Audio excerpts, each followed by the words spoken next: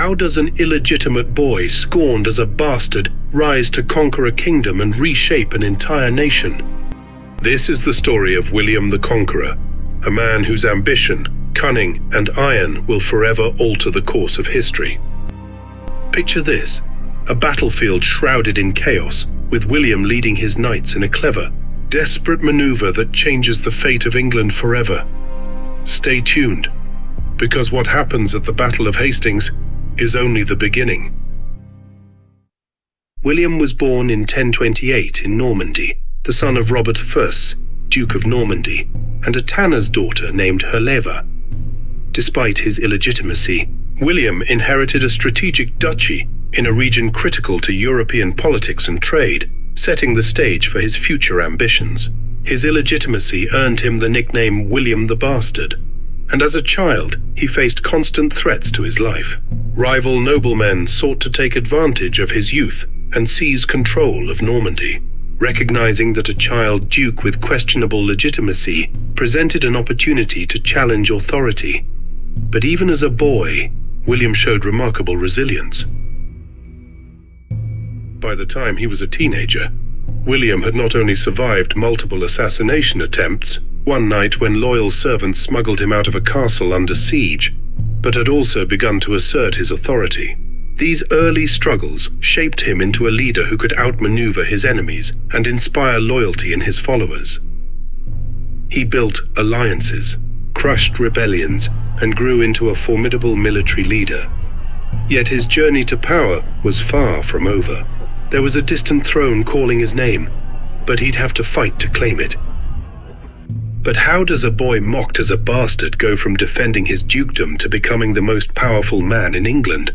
The answer lies in an oath and a broken promise.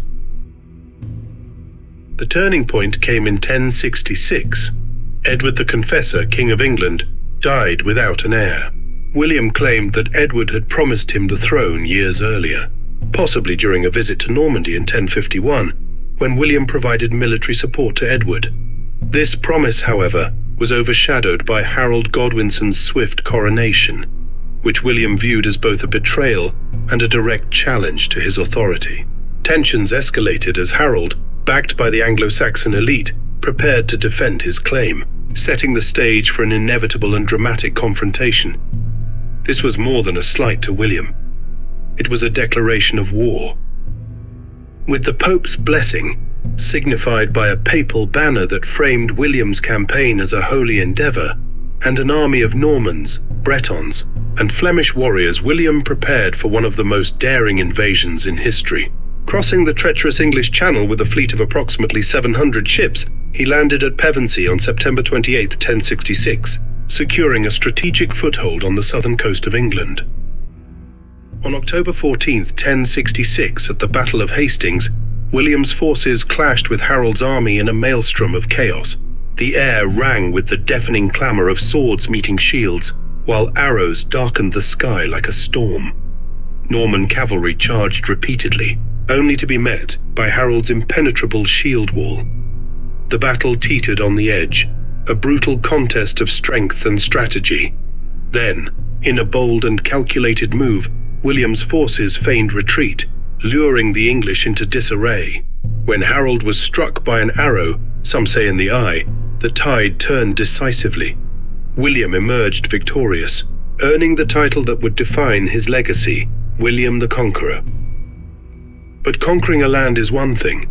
Holding on to it? That's an entirely different battle. Once crowned King of England on Christmas Day 1066, William faced the daunting task of solidifying his rule. He rewarded his loyal Norman knights with English lands, displacing the Anglo-Saxon aristocracy. This redistribution of wealth and power laid the foundation for the feudal system in England, which was a hierarchy where the king granted land to nobles in exchange for military service and allegiance. Similar to a modern organizational chart, medieval lords and vassals relied on each other in a structured chain of loyalty and service, ensuring stability but also entrenching inequality. William also introduced groundbreaking reforms, including commissioning the Domesday Book, a comprehensive record of land and resources in England, in 1086. Think of it as a medieval equivalent of a nationwide census, but it went further by detailing every piece of land, livestock, and resource to give William unmatched control over taxation and governance. At a time when most rulers relied on local lords for information, the Domesday Book centralized power and allowed William to effectively manage his vast territories, making it a revolutionary tool for its era. But his reign wasn't without resistance. Rebellions erupted across England, and William's response was often ruthless. In the north, his campaigns left vast stretches of land desolate in what became known as the Harrying of the North, during which crops were burned, villages destroyed, and thousands of people perished from famine and exposure. Imagine being an Anglo-Saxon farmer, watching your land, your home, and your livelihood vanish in flames. For many, William was not a conqueror, but a destroyer. Yet for England, his reign also brought order and stability. Still, William's greatest legacy would not be the castles he built or the armies he commanded, but the cultural transformation he unleashed. Under William's rule, Norman influence swept through England. The French language became the tongue of the elite, influencing law, administration, and culture, and leaving a linguistic legacy that persists in the English we speak today. Romanesque architecture, a style characterized by thick walls, rounded arches, and large towers, flourished, with majestic castles and cathedrals rising across the land. Fortresses like the Tower of London not only symbolized Norman dominance, but also served as military strongholds, administrative centers, and stark reminders of the consequences of rebellion. William's reign also bridged two worlds, the Anglo-Saxon traditions of England and the feudal customs of Normandy. The result was a cultural melting pot that shaped medieval England and beyond. But for a man who shaped history so profoundly, how did William's own story end? The answer reveals a poignant twist of fate. In 1087, William's life came full circle. While campaigning in France, he suffered an injury after falling from his horse, an ironic end for a man who had survived countless battles, including Hastings, and shaped the destiny of nations through sheer force of will.